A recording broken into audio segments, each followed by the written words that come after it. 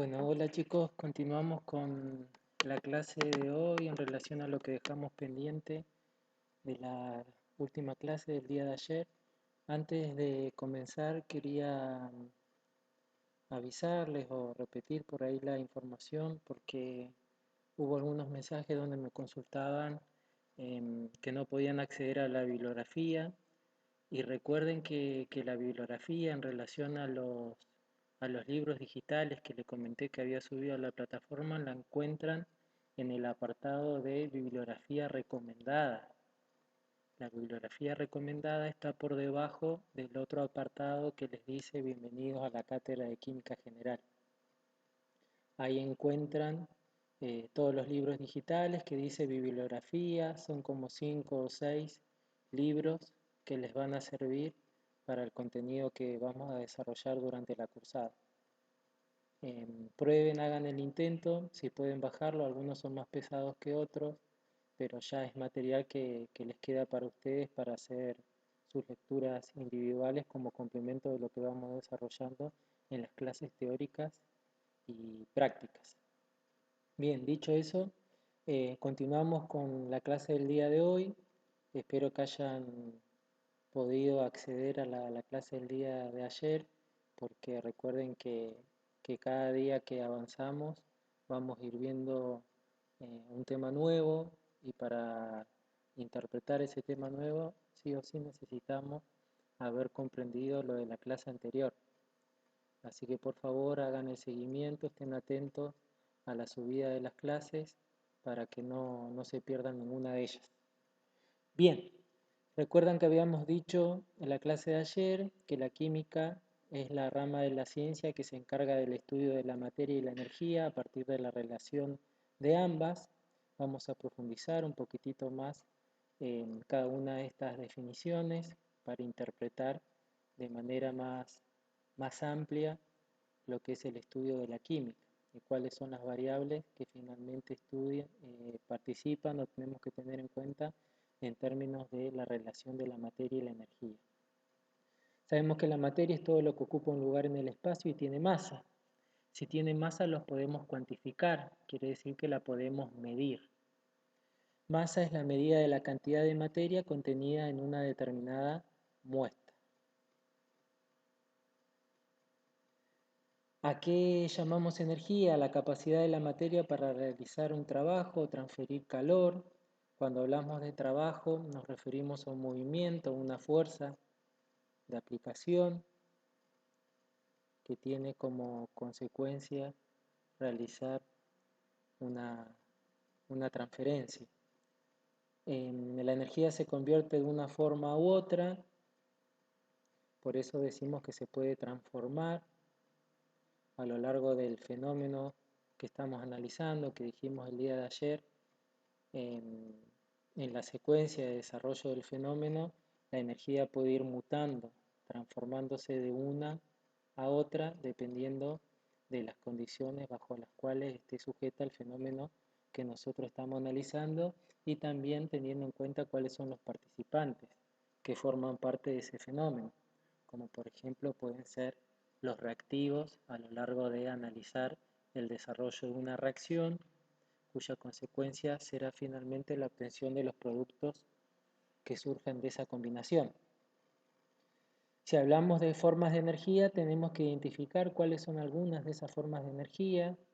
Las más conocidas no son las únicas, pero sí, por ejemplo, podemos tener la energía mecánica que está asociada al movimiento, a la posición de un cuerpo, influenciada por un agente externo, como puede ser, por ejemplo, un campo externo, como puede ser el campo gravitacional.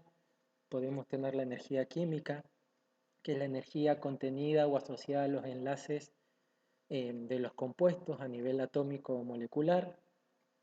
Podemos tener la energía calórica, asociada a la temperatura de la materia.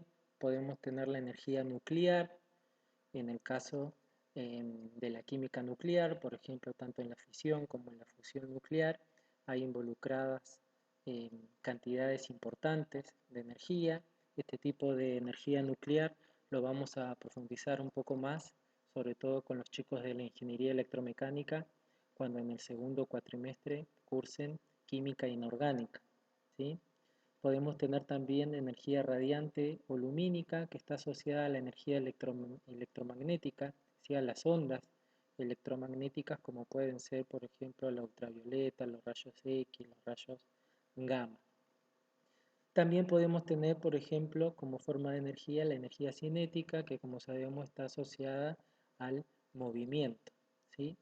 Ese movimiento va a estar influenciado, por ejemplo, por los rozamientos, los choques de las partículas, que pueden estar influenciadas por variables externas, como pueden ser, por ejemplo, la presión o la temperatura. ¿Sí? Una variación en la presión o en la temperatura seguramente va a influir en el rozamiento, en la proximidad que puedan llegar a tener esas partículas y finalmente la consecuencia en el movimiento de las mismas. Bien, en todos los cambios químicos la materia absorbe o libera energía. Vamos a ver más adelante que, por ejemplo, en el desarrollo de una reacción química, que se libere energía o que se absorba energía para que se desarrolle esa reacción, va asociada a una clasificación específica de un tipo de reacción que vamos a reconocer. Los cambios químicos pueden producir diversas formas de energía, como dijimos anteriormente.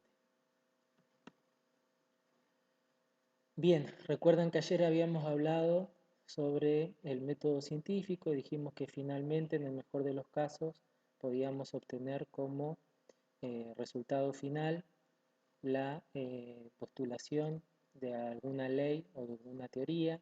En este caso particular vamos a analizar cuáles son algunas de las leyes que nos ayudan a interpretar a la materia y a la energía como parte del estudio de la química, ¿sí? Como rama de la ciencia. Y una de las leyes más importantes que tenemos que empezar a conocer a esta altura del nivel que estamos atravesando de la cursada tiene que ver con la ley de conservación de la materia, que fue la que estableció Lavoisier en el siglo aproximadamente XVIII. Y lo que decía la ley de conservación de la materia es justamente que la materia a lo largo del desarrollo de un fenómeno permanece constante, ¿sí?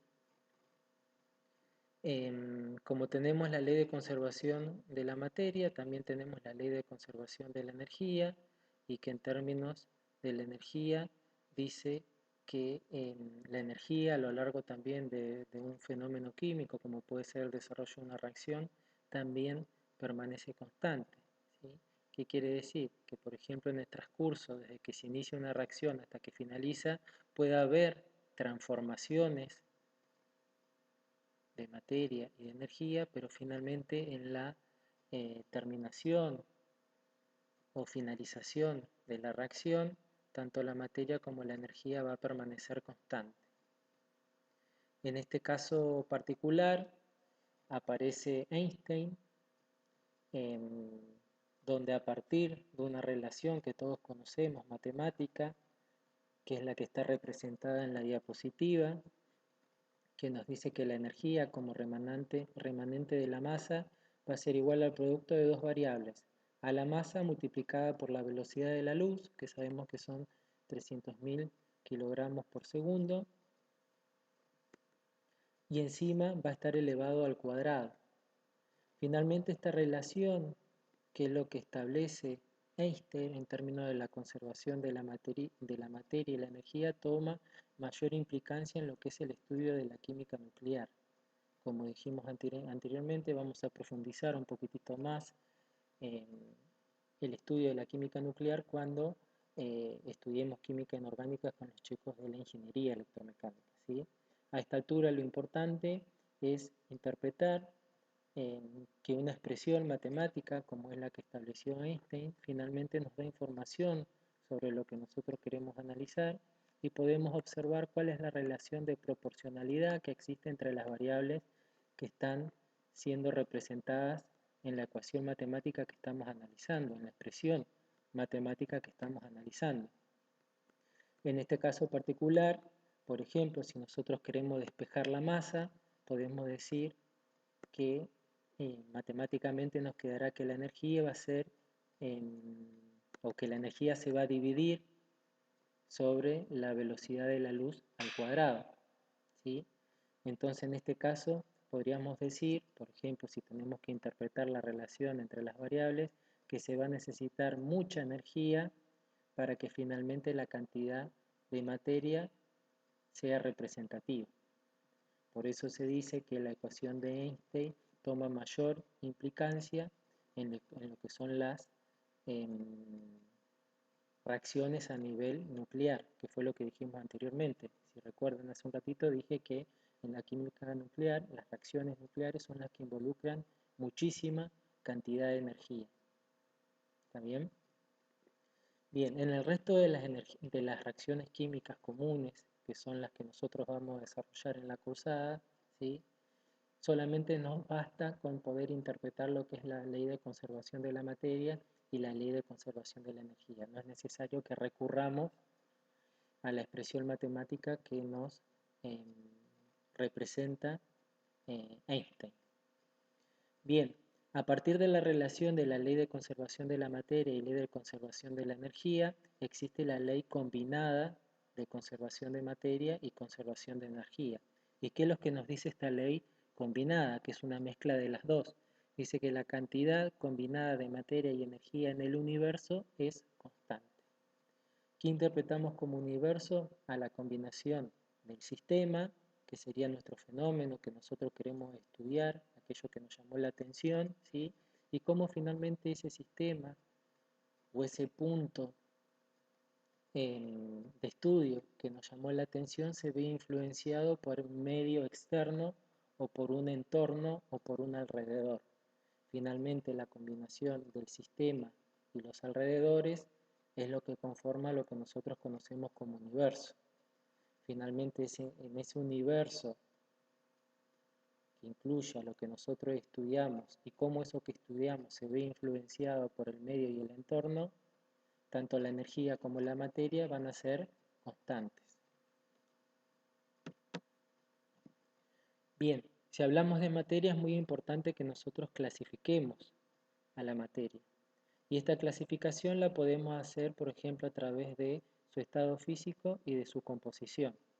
Si hablamos del estado físico, nos referimos a los estados de agregación que puede optar la materia y que sabemos que pueden ser gaseoso, sólido y líquido. Sabemos que hay estados de agregación intermedios, pero nosotros a nivel del estudio de la química que necesitamos solamente nos vamos a basar en el estudio de los gases, de los sólidos y de los líquidos como estados de agregación de la materia. Sabemos que la relación entre las partículas gaseosas, sólidas y líquidas a nivel individual son particulares de cada uno de estos estados de agregación. En las clases posteriores, si estuvieron viendo el programa de cátedra, van a ver que tenemos unidades específicas donde vamos a profundizar cuáles son las características particulares que presenta un estado de agregación gaseoso, sólido y líquido. Hasta el momento solamente tenemos que interpretar que cada uno va a tener sus propiedades individuales, que va a ser afectado en mayor o menor medida por variables externas, como pueden ser la presión y la temperatura, y que son los tres estados de agregación que finalmente vamos a considerar que representan a la materia. También a la materia la podemos clasificar, dijimos, según su composición, como una sustancia pura o una mezcla, ¿sí? Vamos a ir desarrollando un poquitito cada uno de estos conceptos. Bien, en cuanto a los estados de agregación de la materia, dijimos que son tres, son muy característicos. Tenemos el estado sólido, líquido y gaseoso. Podemos observar en la presentación cuáles son algunas de las características que nosotros podemos reconocer a partir de la observación que estamos realizando y podemos decir que en el estado de agregación sólido las partículas se encuentran perfectamente ordenadas en forma secuencial, ¿sí? Una al lado de la otra, manteniendo una forma característica. Fíjense que ese grado de orden perfecto que tienen los sólidos se ve interrumpido, perdón, se ve modificado, alterado ya en la relación entre las partículas que constituyen al líquido, y finalmente que cuando accedemos al estudio de las partículas que conforman a los gases, ese desorden es totalmente más elevado en términos de la comparación del líquido y del sólido. Por ende podemos decir que las partículas que conforman al sólido son las que representan un mayor ordenamiento en cuanto a la relación entre ellas. Fíjense que la proximidad que surge de este ordenamiento casi perfecto entre las partículas toma importancia. A medida que vamos avanzando en el estudio de los estados de agregación, ese desorden cada vez se hace más evidente, o ese grado de orden cada vez disminuye más, y tiene que ver con la relación y la proximidad entre las partículas. Finalmente, como contrapuntos, podemos analizar el estado sólido y el estado gaseoso, ya que el líquido se encuentra en la parte media entre uno y otro. Podemos decir que el estado sólido es aquel que representa el mayor ordenamiento de las partículas que lo conforman, y finalmente el estado gaseoso es el que presenta el mayor desorden o el menor orden en relación a la interacción de las partículas que forman parte del estado de agregación. Entonces finalmente el grado de desorden aumenta de sólido a líquido y de líquido a gas. El grado de orden aumenta en el sentido opuesto, de gas a líquido y de líquido a sólido.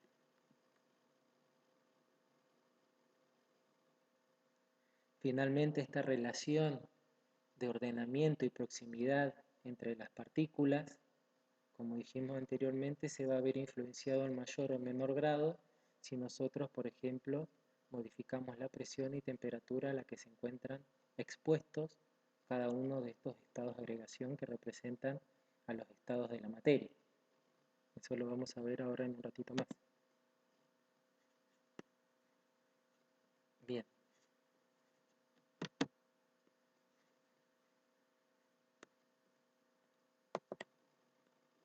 Seguimos. Si nosotros hablamos de estados de agregación, hablamos de el estudio de las partículas que conforman a cada estado de agregación, es muy importante que también relacionemos a cada uno de los estados de agregación y cuáles pueden ser las combinaciones y transformaciones que pueden suceder de acuerdo a la modificación de algunas de estas variables que dijimos anteriormente, como la presión y la temperatura. En ese caso, cuando estamos analizando los cambios en el estado de agregación influenciados por la alteración de alguna variable como presión y temperatura, finalmente lo que estamos analizando son los fenómenos químicos asociados a estos cambios en el estado de agregación. ¿Cuáles son estas posibilidades que podemos tener de pasar de un estado de agregación a otro? Por ejemplo, si nosotros analizamos el estado líquido, podemos decir que puede convertirse al estado sólido de un estado de agregación que mantiene unas características individuales propias del estado de agregación, pasar a un estado de agregación totalmente diferente como puede ser el estado de agregación sólido. Ese fenómeno químico asociado a este cambio de estado de agregación sabemos que se llama solidificación. ¿Qué es lo que sucede en la solidificación? Finalmente, a partir de una disminución de la temperatura, ese líquido adquiere las propiedades de un estado de agregación diferente, que en este caso sería el estado sólido. A partir de una disminución de la temperatura, el líquido disminuye su temperatura y finalmente se transforma a un estado de agregación totalmente diferente, que es el estado sólido.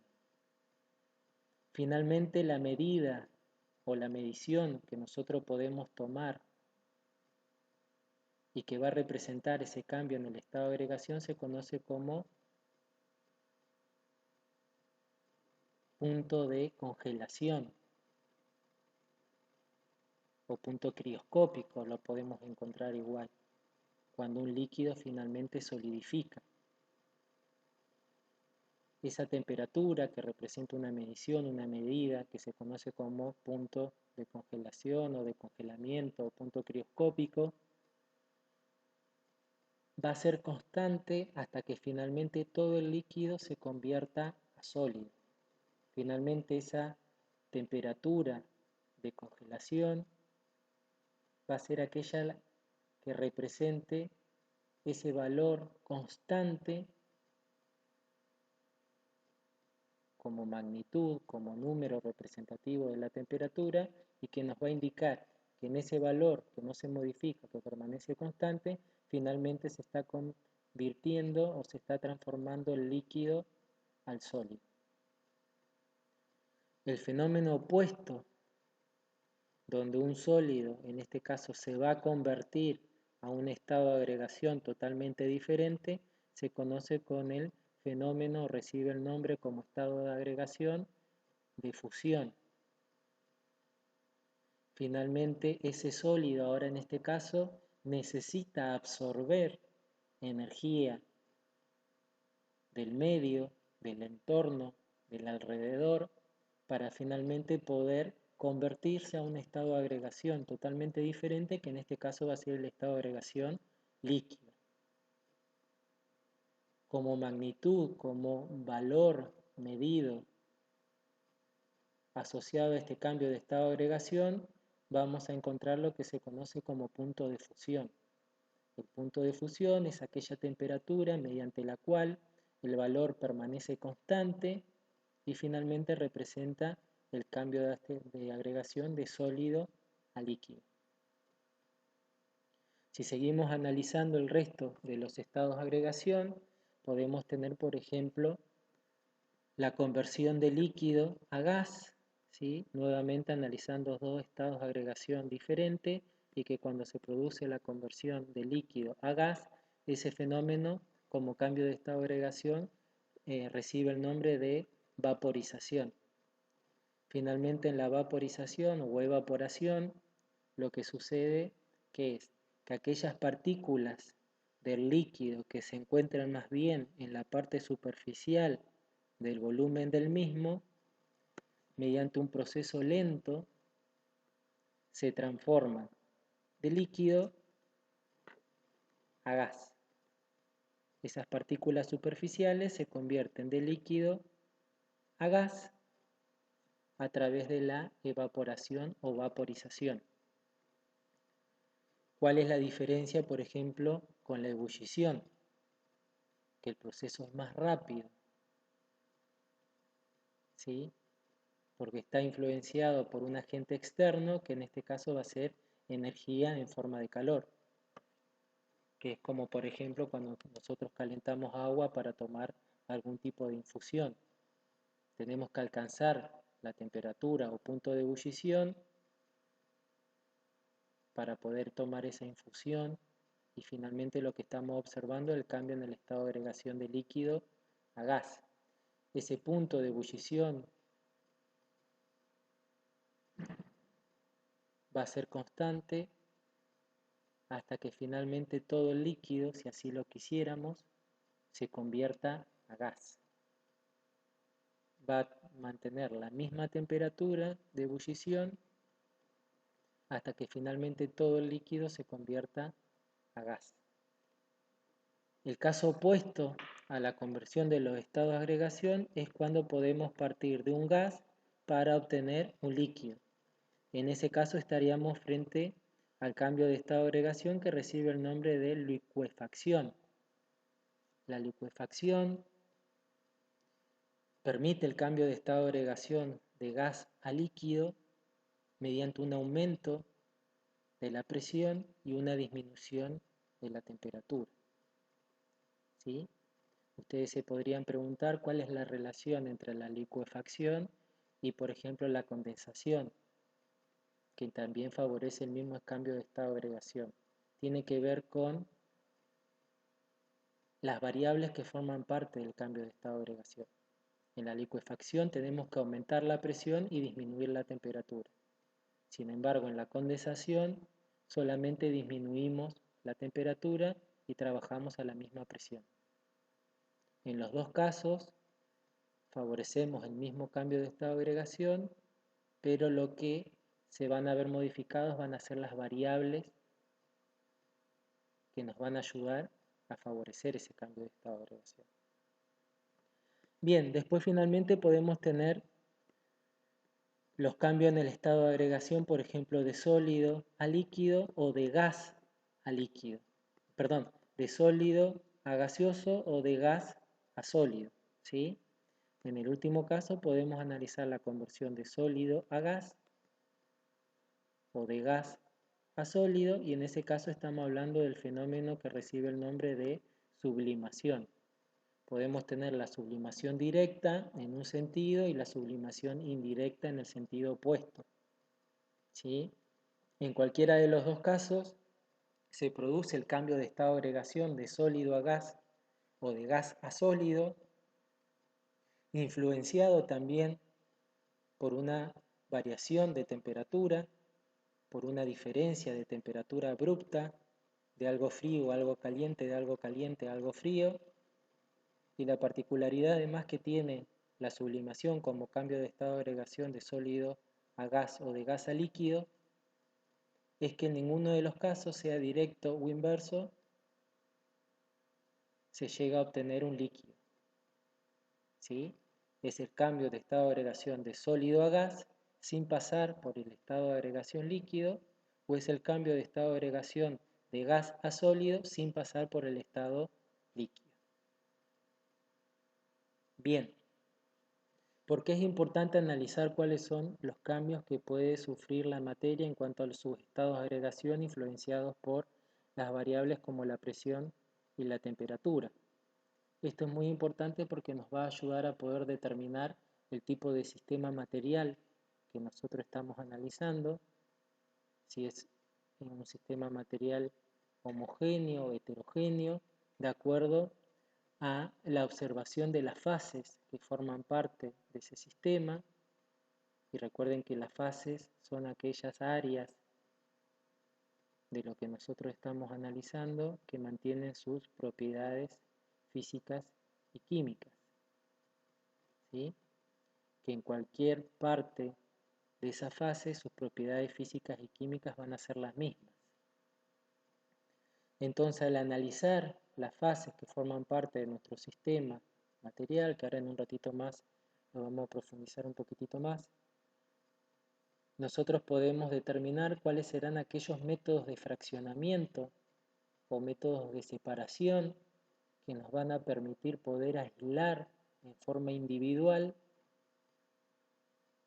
a cada uno de estos estados de agregación que finalmente representan una composición química, ¿sí? Por ejemplo, si nosotros tenemos en un recipiente agua y aceite, sabemos que representan un sistema que no se mezcla, donde el agua mantiene sus propiedades individuales y el aceite igual mantiene sus propiedades individuales, por lo cual representan un sistema material heterogéneo, porque no hay combinación, no hay mezcla, no hay interacción entre el agua y el aceite.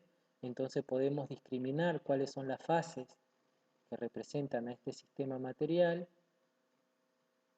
y a partir del reconocimiento y características de esa fase nosotros podemos proponer algún método de fraccionamiento o de separación para poder aislar a nivel individual el agua del aceite.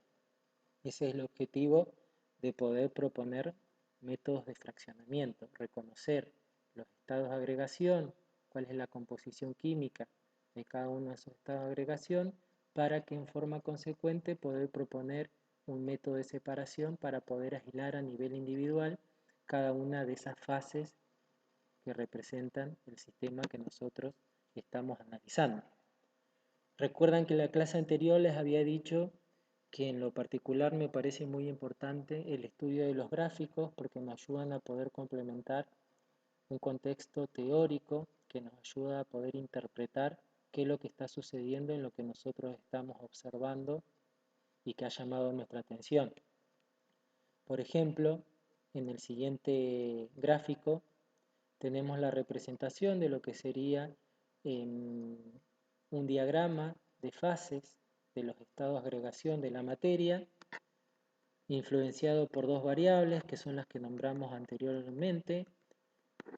Mediante el eje Y representamos la variable de la presión y el eje X la variable de la temperatura, un eje de dos abscisas, X e Y, y podemos observar, por ejemplo, a la fase sólida, a la fase líquida y a la fase gaseosa, que como dijimos representan los estados de agregación de la materia. ¿Sí?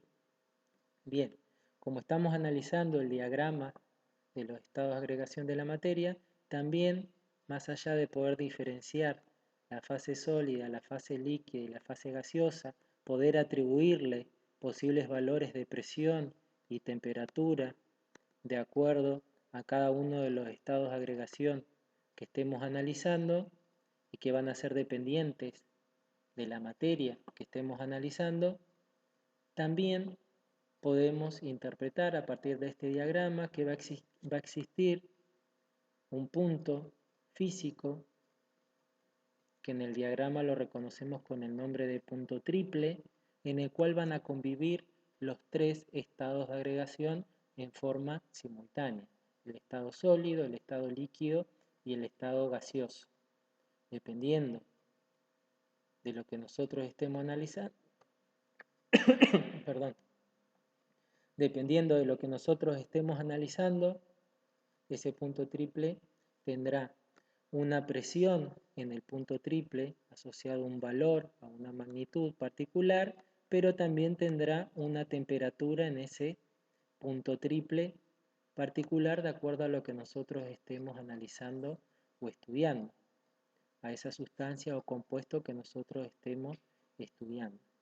Lo importante de acá, más allá de poder discriminar cuál es el orden, la ubicación, de acuerdo a la interpretación de la presión y la temperatura, reconocer el estado sólido, líquido y gaseoso, y también interpretar que va a existir un punto físico donde los tres estados de agregación van a convivir bajo una presión de punto triple y bajo una temperatura de punto triple. ¿Sí? Bien, fíjense que como dijimos anteriormente podemos atribuir diferentes valores de presión, diferentes valores de temperatura y analizar cuál sería el posible estado de agregación que va a tener esa sustancia o ese compuesto. ¿Qué pasa cuando nosotros superamos las condiciones del punto triple? Cuando esa sustancia o compuesto supera las condiciones, los valores asociados al punto triple, tanto de presión como de temperatura. Nos vamos a encontrar en un estado totalmente diferente y que en este caso recibe el nombre de punto crítico. ¿Sí? En el punto crítico, los valores asociados a la presión y temperatura, como podemos observar, van a ser superiores a los valores de presión y temperatura que teníamos en el punto triple. O sea que cuando los valores de presión y temperatura en el punto triple se ven superados, podemos decir que nos encontramos o nos podemos encontrar en el punto crítico. En ese punto crítico, ¿cuáles son los estados de agregación que conviven? Va a ser el estado de agregación líquido y el estado de agregación gaseoso. ¿Sí? Si bien en el punto crítico vamos a tener como estado de agregación un fluido supercrítico, ese fluido supercrítico va a tener propiedades similares a un líquido y propiedades similares a un gas, pero no va a ser ni propiamente un gas ni propiamente un líquido. ¿Por qué? Porque las condiciones de las variables a las que fue expuesto son superiores a las condiciones anteriores. ¿Sí? Recuerden que en términos de magnitud y medida, los valores asociados a las presiones y temperaturas del punto triple y punto crítico van a depender de la sustancia que estemos analizando. Bien, entonces, ¿qué dijimos? Que en el punto crítico vamos a tener un fluido como estado de agregación supercrítico, que lo vamos a identificar como supercrítico, y dijimos que no va a tener ni propiedades meramente líquidas ni propiedades meramente gaseosas. Va a ser una combinación de un líquido y de un gas. Por ejemplo, puede tener la propiedad de un líquido como ser la de disolver, y puede tener la propiedad de un gas como por ejemplo ser la de la difusión que sufren los gases. Pero no por eso va a ser un líquido meramente dicho ni un gas meramente dicho. Es una combinación de un líquido y de un gas. Bien, acabamos de nombrar anteriormente la palabra sustancia. Recuerden que habíamos dicho que los valores del punto triple, tanto de presión como de temperatura, y los valores de la presión y temperatura en el punto crítico, del fluido supercrítico, iban a depender de la sustancia que estemos analizando. Entonces es muy importante que podamos definir qué es una sustancia. En este caso particular vamos a hablar de una sustancia pura. ¿Cómo está conformada una sustancia? ¿Cuál es la interpretación que le tenemos que dar a la representación que tenemos en la diapositiva? Que los elementos constituyen a los compuestos o que los compuestos están conformados por elementos. De la combinación de elementos vamos a tener compuestos, o que los compuestos finalmente están constituidos o formados por elementos. Esa es la interpretación que le tenemos que dar a la representación de la diapositiva, ¿sí? Entonces las sustancias puras pueden ser elementos o pueden ser compuestos, pero no es lo mismo que sea un elemento o pueda ser un compuesto, ¿sí? Bien, entonces aquí aparece una nueva ley de las que vimos anteriormente, de conservación de la materia, de conservación de la energía, finalmente el complemento de lo que es la ecuación de Einstein que vimos en un principio, y aparece lo que se conoce como ley de las proporciones definidas o ley de la composición constante. ¿Y qué es lo que nos dice esta ley? Que la composición elemental de un compuesto, porque dijimos que un compuesto va a estar conformado por elementos, si ese compuesto puro, esa composición va a ser siempre la misma, independientemente de su origen, ¿sí? Esa composición no va a variar siempre y cuando nosotros estemos hablando de un compuesto puro. La composición elemental de un compuesto puro siempre va a ser la misma, independientemente del origen que tenga. Eso es lo que dice o nos representa la ley de las proporciones definidas o ley de la composición constante, ¿sí? A nivel de las fórmulas químicas, esta ley la podemos relacionar en cuanto a las proporciones que tenemos de los elementos que finalmente constituyen nuestro compuesto. Si nosotros hablamos de un compuesto determinado, siempre la proporción de todos los elementos que los constituyen va a ser la misma. Porque si varía esa proporción ya vamos a hablar de un compuesto totalmente diferente. Bien, en términos de lo que venimos desarrollando hasta ahora, vamos a hacer una relación en términos de lo que vimos de materia y finalmente cuál es la relación con los métodos de separación que dijimos anteriormente y que es necesario que nosotros conozcamos esos estados de agregación y composición de cada una de esas fases que representan los estados de agregación para finalmente poder tener el estudio completo de lo que nosotros estamos analizando. Entonces, si nosotros hablamos de materia, que dijimos que todo lo que ocupa un lugar en el espacio tiene masa, por eso lo podemos cuantificar, lo podemos medir, lo que tenemos que tener en cuenta al analizar la materia es si es uniforme en todas sus partes. Que sea uniforme quiere decir si es igual o diferente en todas sus partes. Si es uniforme, nos vamos a encontrar frente a una materia homogénea, y si es no uniforme, en cuanto a sus partes, nos vamos a encontrar frente a lo que conocemos como una mezcla heterogénea, porque sus propiedades van a ser diferentes. ¿Sí? Si es uniforme, si es homogénea, finalmente sus propiedades de la materia van a ser iguales en cualquier punto de la misma. Si es heterogénea, sus propiedades van a diferir y van a depender de la porción que nosotros estudiemos de la materia que estamos analizando. Si esa materia es uniforme, va a ser homogénea. Y el siguiente paso que tenemos que analizar, como dijimos, es proponer algún método de separación por el cual nosotros podamos fraccionar y obtener de forma aislada los componentes de la misma. Entonces, si se puede separar por procedimientos físicos, vamos a estar frente a una mezcla homogénea, que es lo que se conoce como solución. El concepto de solución lo vamos a ver en una unidad más adelante, ¿sí?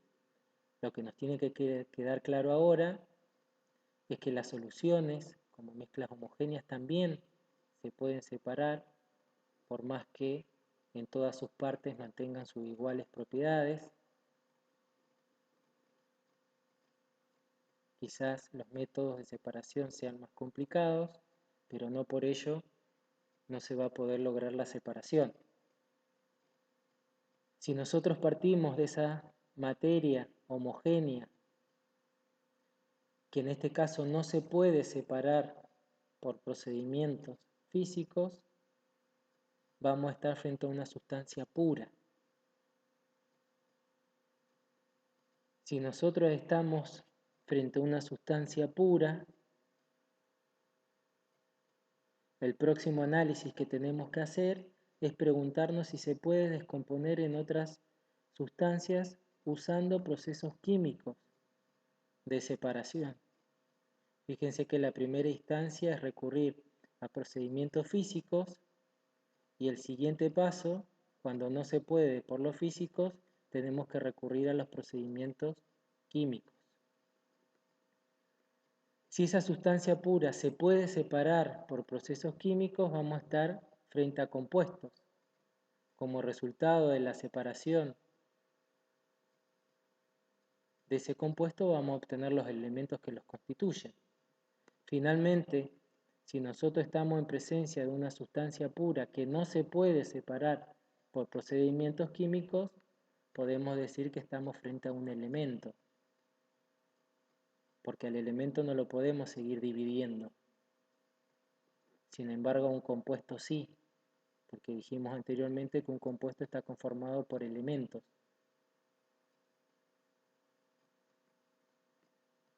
¿Se entiende la diferencia? Los elementos constituyen a los compuestos y los compuestos están conformados por elementos. Si una sustancia pura no se puede separar, finalmente podemos decir que estamos frente a un elemento. Si esa sustancia pura se puede separar, es porque a partir del compuesto vamos a obtener elementos como última instancia.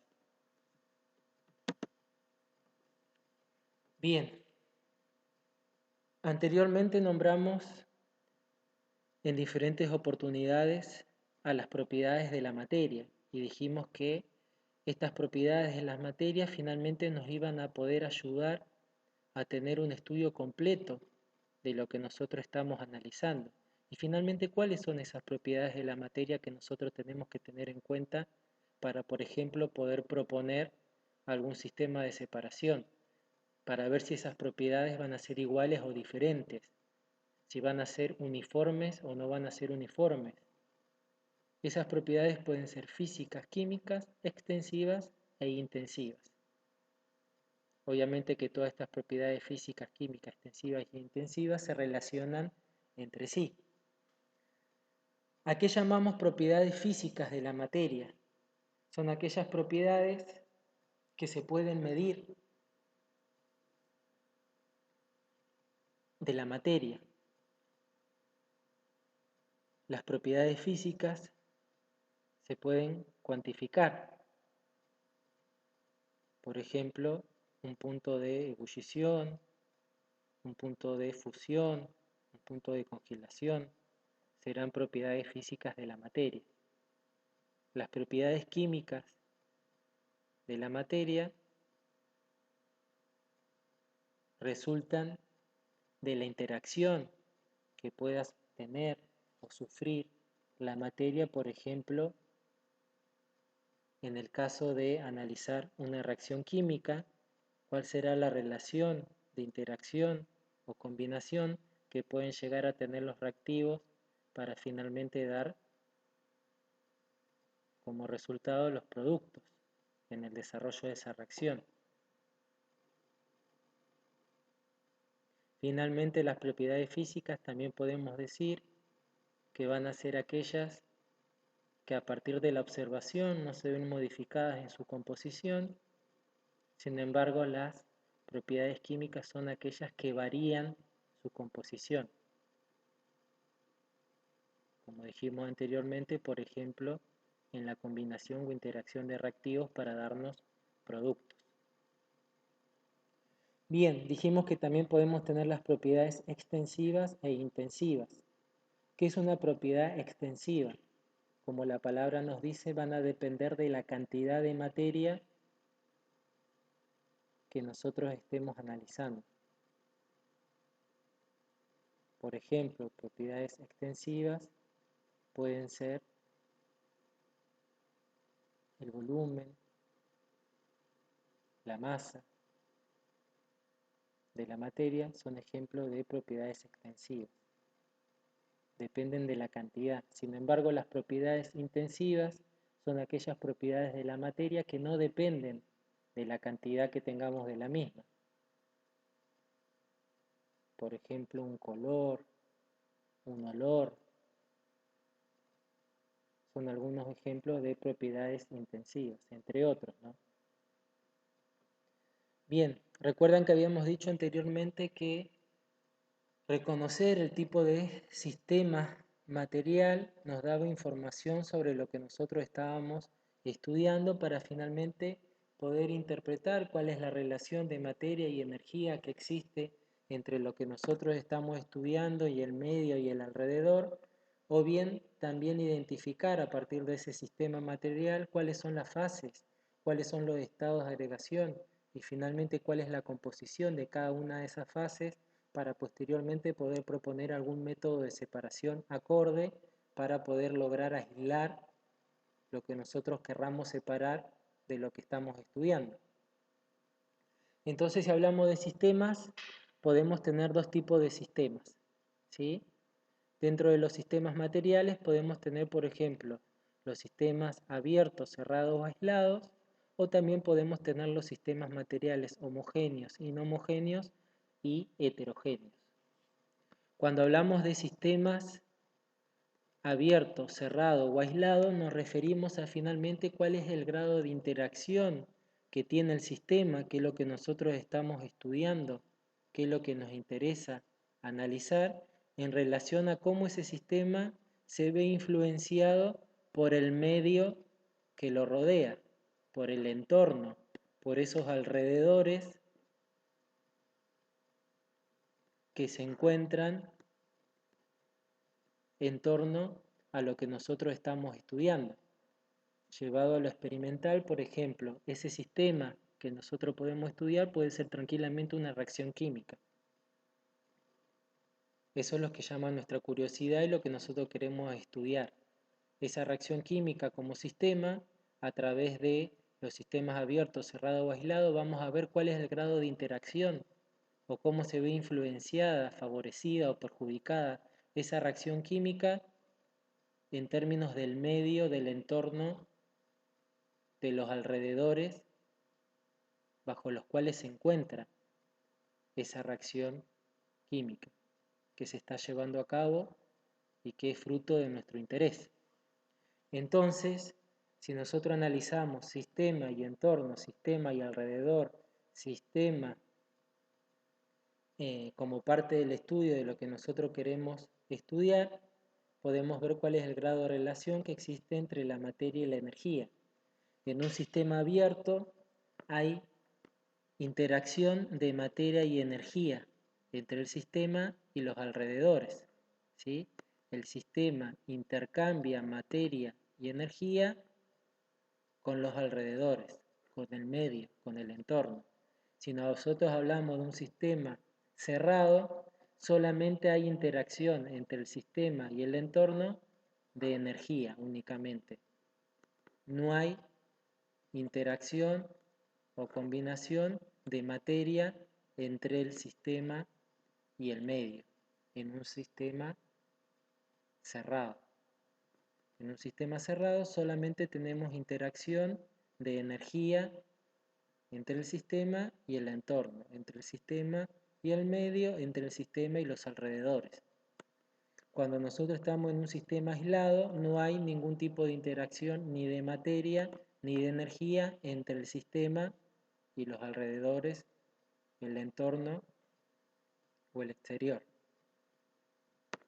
Entonces, finalmente la diferencia entre el sistema abierto, cerrado y aislado tiene que ver con la interacción de materia y energía con los alrededores, con el entorno. Otra posibilidad en términos de la clasificación de los sistemas materiales, en este caso son los sistemas materiales homogéneos, inhomogéneos o heterogéneos. ¿Qué característica va a tener un sistema material homogéneo? Que va a ser uniforme en todas sus partes, que nosotros físicamente vamos a observar una sola fase, y en esa sola fase que observamos, todas sus propiedades físicas y químicas van a ser iguales, independientemente de la porción de ese sistema que nosotros analicemos, sus propiedades físicas y químicas van a ser iguales, van a ser constantes, van a ser las mismas. Por ejemplo, podemos tener agua y alcohol etílico. Si nosotros los colocamos en un mismo recipiente, a pesar de ser sustancias diferentes, vamos a ver que colocadas en un mismo recipiente van a representar un sistema material homogéneo porque hay afinidad entre ellas, porque hay propiedades físicas y químicas similares que hacen que se combinen entre sí, y finalmente la consecuencia va a ser evidenciar un sistema material homogéneo de una sola fase que va a ser líquido y que a nivel físico y químico va a mantener sus propiedades.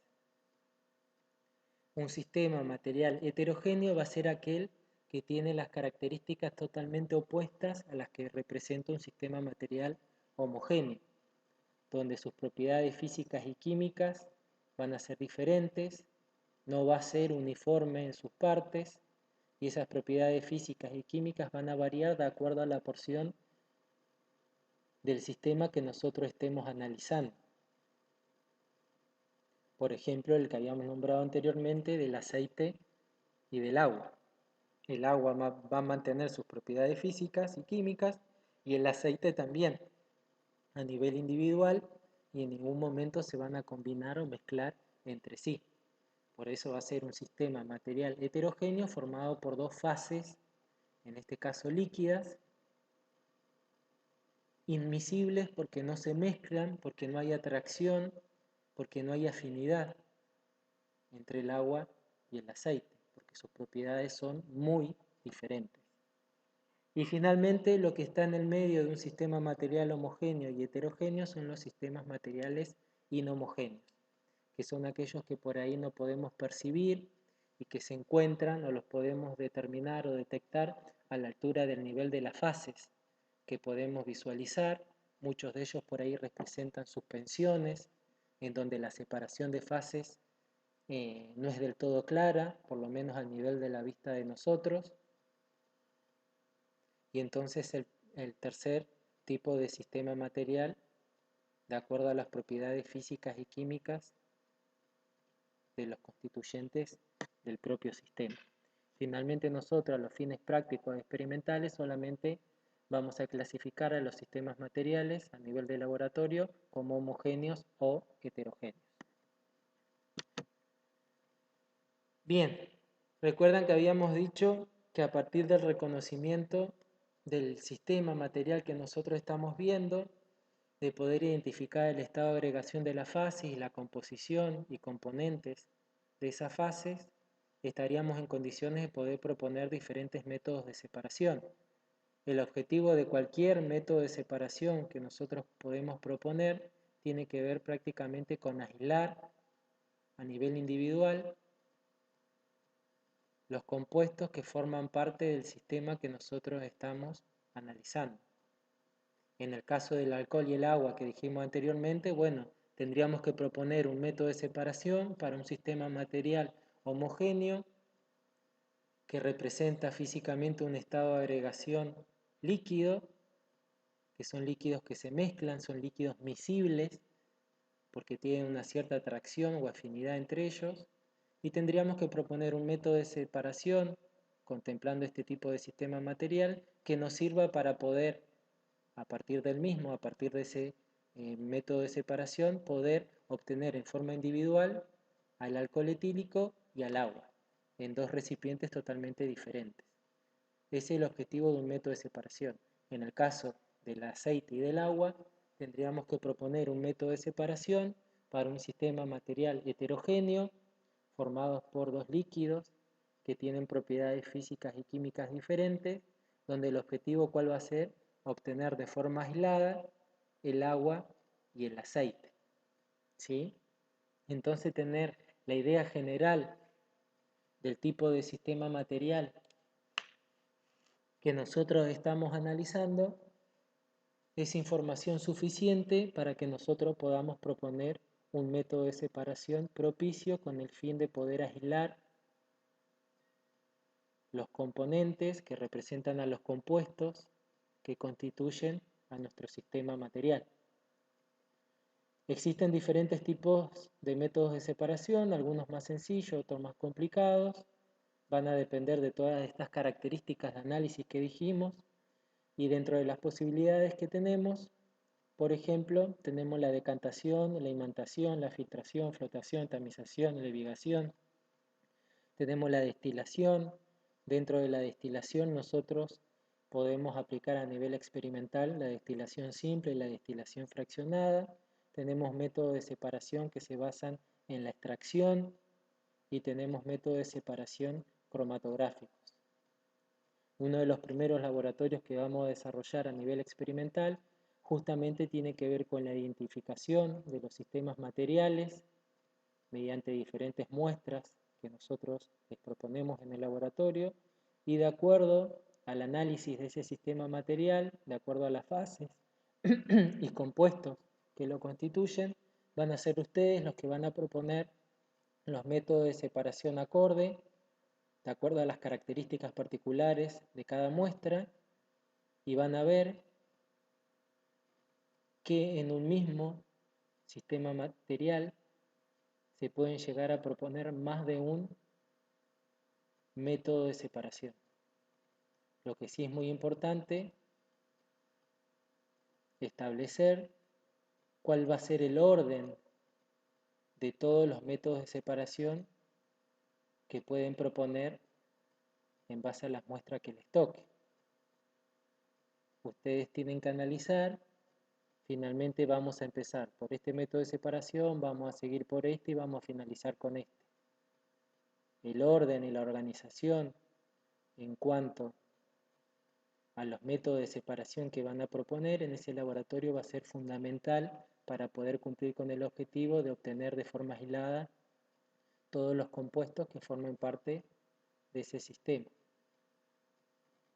Pero para poder lograr ese objetivo de manera eficaz, van a necesitar entender e interpretar cuáles son las características de cada uno de estos métodos de separación bajo los cuales se pueden proponer en términos de la muestra que ustedes tienen para analizar. Entonces, en esta diapositiva tenemos la representación general de algunos, no de todos, pero sí de los métodos de separación más comunes que existen. No se preocupen por la profundidad de este contenido porque cuando les suba el laboratorio correspondiente de sistemas materiales, también le voy a subir en el apartado de la teoría las características de cada método de separación, para que ustedes las tengan en cuenta, las traigan leídas y finalmente puedan cumplir el objetivo en cuanto a la separación de los compuestos que forman parte de ese sistema material que están analizando. Bien, en la primera imagen podemos observar un sistema material heterogéneo, como dijimos en un principio, que en este caso va a estar conformado por una fracción aceitosa en la parte superior y en la parte inferior va a estar conformado por agua. Dijimos que el agua y el aceite no se mezclan, no se combinan porque tienen propiedades totalmente diferentes. Entonces un método de separación para poder separar el agua del aceite, poder separar un sistema material heterogéneo formado por dos líquidos inmiscibles porque no se mezclan, tiene que ver, por ejemplo, con la decantación. La decantación por efecto de la gravedad, por efecto de una diferencia de masa entre el agua y el aceite, vamos a ver que el agua, como se deposita en la parte inferior de la ampolla de decantación, va a ser aquella más pesada, ¿sí?, más densa, y por ende la fracción oleosa que representa el aceite, que se encuentra en la parte superior, va a ser aquella fracción más liviana o menos densa. Entonces se abre el robinete que presenta la ampolla de decantación, que es el material que nos ayuda a poder llevar a cabo este método de separación. Se abre el robinete en forma vertical va a dejar escurrir a la fracción que se encuentra en la parte inferior, va a escurrir por el vástago de la ampolla de decantación y finalmente en un recipiente colector vamos a recoger el agua hasta tanto lleguemos a la fracción superior que representaba la fracción del aceite, tengamos que poner en posición horizontal el robinete de la ampolla de decantación para finalmente poder separar y que el líquido deje de escurrir y de esta manera poder obtener en la ampolla de decantación al aceite y en el recipiente colector al agua. Finalmente entonces mediante la decantación logramos obtener de forma aislada el agua del aceite. Acá podemos observar que a través de otro método de separación como puede ser la imantación podemos lograr separar de un sistema material heterogéneo que tenemos como punto de partida conformado por sólidos, donde uno de esos sólidos va a tener propiedades magnéticas que van a ser atraídas por el imán y finalmente acercando o aproximando el imán a lo que sería nuestro sistema material heterogéneo va a atraer únicamente a aquellos sólidos que tengan propiedades metálicas, que tengan propiedades magnéticas. Otro método de separación para sistemas materiales sólidos puede ser, por ejemplo, la tamización, donde todos los componentes que representan compuestos químicos que constituyen ese sistema material heterogéneo sólido van a tener en este caso particular diferentes tamaños, diferente granulometría, diferentes diámetros en cuanto a los sólidos que constituyen a cada fracción y a través de esos tamices que actúan como filtros, que podríamos decir que actúan como coladores, en cada uno de esos tamices van a ir siendo recogidas aquellas fracciones que comparten el mismo estado de agregación y un tamaño similar de granulometría del sólido.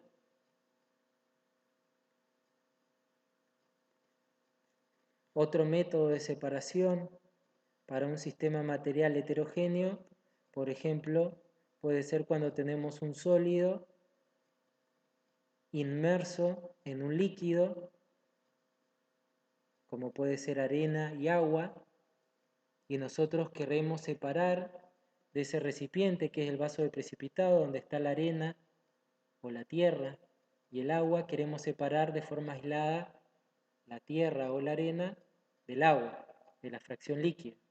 Entonces en ese caso particular lo que hacemos es armar el equipo de filtración, como está representado en la figura, el soporte universal, que es el que le da sostén a la estructura del equipo, un aro metálico, un embudo, que puede ser de vidrio o de plástico. En la parte interior va a tener un material absorbente, que es un papel de filtro. Finalmente, se hace pasar el agua y la arena por el interior de este embudo, y finalmente el papel absorbente, que es el papel de filtro, solamente va a retener en sus paredes a la fracción sólida, y por el vástago del embudo lo único que va a escurrir va a ser la fracción líquida. Entonces, al finalizar el pasaje de toda la muestra, vamos a ver que va a quedar retenido en el papel de filtro la fracción sólida, que se corresponde a la tierra o a la arena, y en el recipiente colector va a quedar únicamente la fracción líquida. Entonces nuevamente se cumple el objetivo, que es separar a las dos fases o fracciones que forman parte de nuestro sistema material heterogéneo original. Otro método de separación que utilizamos puede ser, por ejemplo, cuando también partimos de un sistema material heterogéneo conformado por arena y acerrín, y nosotros queremos obtener de forma aislada el acerrín y la arena. Lo que podemos hacer a este sistema material heterogéneo original es anexarle una corriente de agua para que finalmente el agua actúe como un medio de separación, y por diferencia de peso, por diferencia de densidad, el acerrín quede en la parte superior del agua, y finalmente en la arena, por mayor peso, mayor densidad, quede finalmente en la parte inferior del recipiente con el que estamos trabajando. Entonces, en este caso, las partículas más livianas que se corresponden al acerrín las podemos rescatar de la superficie del líquido, sacamos todo el acerrín y finalmente en el recipiente nos va a quedar agua y arena. Recurrimos nuevamente al método de separación de la filtración para separar el agua de la arena, y vamos a obtener de forma aislada el acerrín, el agua y la arena, que es el objetivo a cumplir en cuanto al método de separación que podemos proponer. Fíjense qué importante es analizar el contexto de nuestro sistema material para finalmente poder proponer un método de separación acorde para cumplir los objetivos de separación. Otro método de separación que podemos utilizar, como dijimos anteriormente, tiene que ver con las destilaciones. Acá tenemos dos destilaciones, los equipos de las dos destilaciones. En el primer caso tenemos la destilación simple, en el segundo caso tenemos la destilación fraccionada. El principio de los dos métodos de separación es el mismo, solamente que uno, en este caso la destilación fraccionada, es más específico en cuanto a la separación, porque la única diferencia entre un equipo y el otro podemos ver que tiene que ver con la participación de este material, que en la destilación fraccionada este material recibe el nombre de columna de fraccionamiento. Esta columna de fraccionamiento aumenta la eficacia en la separación de los componentes que constituyen a los compuestos que nosotros queremos separar de nuestro sistema material. Por lo general, estos sistemas materiales son homogéneos, formados por líquidos miscibles que se mezclan entre sí, como por ejemplo el agua y el alcohol, solamente que a la hora de proponer la destilación simple o la destilación fraccionada, la única diferencia que tenemos que analizar es cuáles son la diferencia justamente en los puntos de ebullición del alcohol y del agua, que son los compuestos que nosotros queremos separar. Como la diferencia en los puntos de ebullición entre el alcohol y el agua es menor a 80 grados Celsius, ¿sí? ¿Qué quiere decir? Que sus puntos de ebullición son próximos. Entonces se requiere de un método de separación más específico para lograr la separación del alcohol y del agua. Entonces tenemos que recurrir sí o sí a la destilación fraccionada. Cuando la separación de los compuestos que nosotros queremos aislar en cuanto a la diferencia de sus puntos de ebullición es superior a 80 grados Celsius, se corresponde que los puntos de ebullición a nivel individual son distantes uno de otro, son muy diferentes uno de otro, entonces se considera que la separación va a ser más fácil. Entonces se recurre a la destilación simple. ¿Cuál es el principio de las dos destilaciones? El mismo, ¿sí? Solamente que uno va a ser más eficaz que el otro, de acuerdo a la diferencia de los puntos de ebullición. ¿Qué es lo que sucede? Fíjense que en los dos casos tenemos una fuente de calentamiento que va a brindar cantidad de energía en forma de calor. Finalmente, aquel compuesto de la mezcla homogénea que represente o que tenga el punto de ebullición más bajo, o sea, el más volátil, va a empezar a alcanzar su punto de ebullición y vamos a observar que lo que originalmente teníamos como líquido, en cuanto a esa fracción, ahora se empieza a convertir a un estado de agregación gaseoso. Por propiedad de los gases siempre tienden a irse hacia la parte superior del lugar donde se contienen, entonces siempre los gases tienden a escapar del lugar donde se encuentran, entonces siempre tienden a irse hacia arriba. Entonces esos gases van a pasar por la columna de fraccionamiento en forma de gas. Esta columna de fraccionamiento representa diferentes equilibrios de líquido y gas o líquido y vapor, eso lo vamos a ver más adelante. Y el objetivo ¿cuál es? Que esos gases asciendan a través de la columna de fraccionamiento, donde acá obtenemos, como formando parte del equipo de destilación fraccionada, lo que se conoce como termómetro, que nos va a decir cuál es la temperatura de ingreso de esos gases y que van a pasar a través de esta codadura, porque siempre van a tratar de escapar del lugar donde están contenidos, y se van a encontrar con lo que se conoce como tubo refrigerante, que es este material que tiene, como vemos, dos ingresos, ¿sí? Por la parte superior ingresa el agua y sale por la parte inferior, y el agua que ingresa y que sale y que circula en la parte interna del tubo refrigerante es agua potable, es agua fría. Entonces finalmente esos gases que ascienden a una temperatura elevada, porque representa el punto de ebullición de aquel componente o compuesto más volátil, se van a encontrar con un frente frío, o sea, una temperatura totalmente opuesta, y finalmente como consecuencia de ese contraste de temperaturas, vamos a estar frente al fenómeno químico que conocimos como condensación.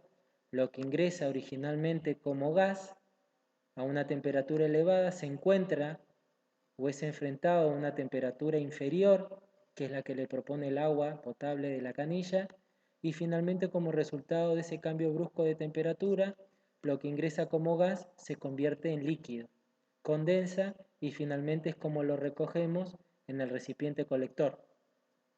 Entonces nuevamente se cumple el objetivo que en el recipiente colector vamos a tener el volumen que representa aquella fracción del líquido más volátil que tiene el menor punto de ebullición, y finalmente en el recipiente del punto de partida, que en este caso es el balón de destilación, nos va a quedar únicamente lo que conocemos como aquella fracción que representa el punto de ebullición más alto, ¿sí? O es la fracción menos volátil. Ese sería en términos generales el principio de la destilación. Vuelvo a reiterar, esto lo vamos a ver más profundamente cuando desarrollemos el laboratorio sobre sistemas materiales. Otro método de separación que podemos llegar a utilizar a nivel experimental tiene que ver con un sistema de separación a través de extracción que se conoce como el método de Socklet, que en este caso particular nos sirve para poder separar de una mezcla algún componente en particular que forme parte de ese sistema que nosotros estamos analizando. Podemos tener, por ejemplo, una mezcla de diferentes sólidos, donde no alcance a poder separarse por el agregado de agua, ni por imantación, ni por tamización, como vimos anteriormente, sino que en este caso particular la separación tiene que ver con el grado de afinidad que pueda llegar a tener alguno de esos compuestos que representan un estado de agregación sólido de la mezcla, en términos de la afinidad que puedan llegar a tener con un solvente. Entonces, calentando el solvente, que nosotros tenemos que elegir muy bien porque ya sabemos cuál es el compuesto que queremos aislar, finalmente ese solvente va a alcanzar su punto de ebullición, va a ascender en forma de gas, va a ir por esta codadura, como dijimos el gas siempre va a tender a escapar, finalmente se va a encontrar nuevamente, como en el caso anterior, con un tubo refrigerante, donde va a ser expuesto ese gas que ingresa a una temperatura elevada a una temperatura fría, va a condensar y cuando condense ese solvente va a caer donde nosotros teníamos contenida, que por lo general es un sobre de un papel filtrante, que quiere decir que es poroso, donde en el interior se encuentra el componente que queremos separar y finalmente como ese componente que nosotros queremos aislar y que forma parte de esa mezcla solamente va a tener afinidad por el solvente, que es el líquido que nosotros colocamos en el balón de referencia, en el balón original, finalmente se va a lograr la separación de ese único componente que va a ser arrastrado por el solvente, va a ingresar por esta codadura lateral hasta que finalmente se llegue a una altura suficiente como para que se produzca el sifón, que es lo que sucede en este tipo de equipos de separación, y el líquido caiga nuevamente a través de, de este caminito, caiga nuevamente en el solvente original y el solvente original cada vez va a ser más enriquecido en el compuesto sólido que nosotros queríamos separar, porque finalmente el objetivo del solvente, que es elegirlo a conciencia, tiene que ver con arrastrar al componente sólido que nosotros queremos aislar o separar de nuestra muestra original, ¿sí? Eso es en términos generales como para que tengan una idea de lo que son los principios de algunos de los métodos de separación más comunes que utilizamos en el laboratorio. Bien, recuerdan que habíamos dicho anteriormente que es muy importante poder interpretar los resultados que obtengamos de la experiencia de un laboratorio y esos resultados muchas veces van asociados a mediciones. Muchas de esas mediciones son las que tenemos que interpretar para poder analizar qué es lo que obtuvimos a nivel experimental y finalmente poder decir si nuestro resultado final es el que esperábamos o no. Entonces, en base al sistema internacional, podemos tener diferentes tipos de unidades en términos de las propiedades como masa, tiempo, temperatura, longitud, densidad y finalmente en términos de la unidad, cuáles son los símbolos que representan a cada una de ellas, ¿sí? Para representarlos de forma correcta. Bien, si hablamos de medición, ya para ir cerrando lo que es la clase de hoy, y que no se haga más extenso. Si hablamos de medición es muy importante que podamos discriminar o diferenciar cuándo una medición es precisa y cuándo una medición es exacta. No es lo mismo precisión que exactitud y son conceptos que muchas veces confunden, ¿sí? Entonces vamos a interpretar cuál es la definición de precisión y exactitud para evacuar las dudas y que cuando nos referenciemos a precisión y exactitud hablemos con propiedad y no confundamos los conceptos de ambas definiciones, ¿sí? Bien, en términos de la medición de precisión y exactitud podemos ver esta representación y ver cómo se relacionan ambas variables, precisión y exactitud, en términos de el objetivo que queremos cumplir. Si nosotros, por ejemplo, el objetivo es tirar al dardo, ¿sí? Podemos ver que lo que queremos hacer es llegar a esta zona, siempre llegar al punto central de nuestro mapa y apuntarle con el dardo para finalmente a nivel del juego ganar más puntos. Si lo queremos referenciar en términos de la precisión y la exactitud, podemos decir que en este caso, si el objetivo es llegar a esta zona central de nuestro mapa, podemos decir que si analizamos esta parte, este gráfico de acá, de la cuadrática que tenemos, en términos de los gráficos, podemos decir que la exactitud va a ser baja, pero la precisión va a ser alta. ¿Por qué la precisión va a ser alta? Porque la precisión tiene que ver con la dispersión del conjunto de valores que estamos analizando. ¿Sí? Fíjense que acá, en este caso, estos serían nuestros valores, están lejos de lo que nosotros tomamos como objetivo, que sería nuestra exactitud, pero como están próximos entre sí,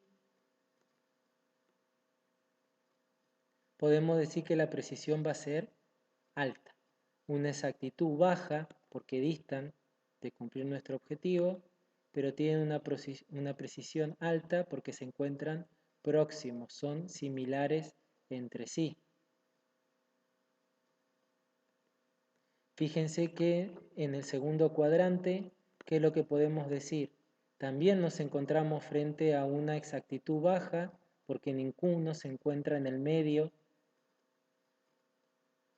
del centro del mapa que queremos o que tomamos como referencia, pero en este caso la precisión también es baja porque todos los valores, en este caso, se encuentran distantes entre sí, se encuentran dispersos, a diferencia del caso anterior. Entonces, en este cuadrante, la exactitud y la precisión van a ser bajas. ¿Puede ser que tengamos una alta precisión y una alta exactitud? Sí, y lo tenemos en el tercer cuadrante. Por ejemplo, si nuestro objetivo es llegar al centro del mapa, ¿qué es lo que logramos? Que todas nuestras mediciones estén próximas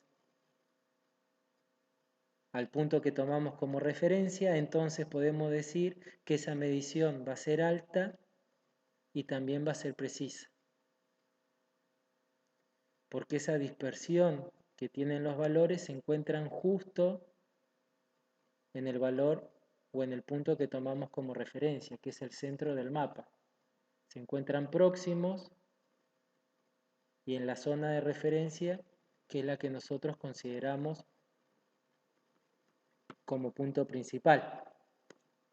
¿Sí? Entonces, ¿por qué es importante analizar la medición y precisión y saber diferenciar la medición de la precisión? Porque a la hora de poder desarrollar nuestras actividades a nivel experimental, ustedes son los que van a tener que elegir cuál es el material o cuál es el equipo, dependiendo de la experiencia de laboratorio, más acorde para que los resultados sean los más representativos posibles. Tenemos materiales y tenemos equipos que nos dan mediciones estimativas, aproximadas, precisas o exactas. Entonces ustedes, a partir del conocimiento del uso de esos materiales, del uso de esos equipos, sabiendo diferenciar cuando una medición es estimativa, es precisa o es exacta, van a ser ustedes los que van a elegir cuál es el material y cuál es el equipo acorde en base al cumplimiento de los objetivos que pretenden alcanzar en el desarrollo de esa experiencia de laboratorio. Entonces, a medida que ustedes vayan teniendo mayor manejo en cuanto a los materiales, a los equipos, van a reducir, disminuir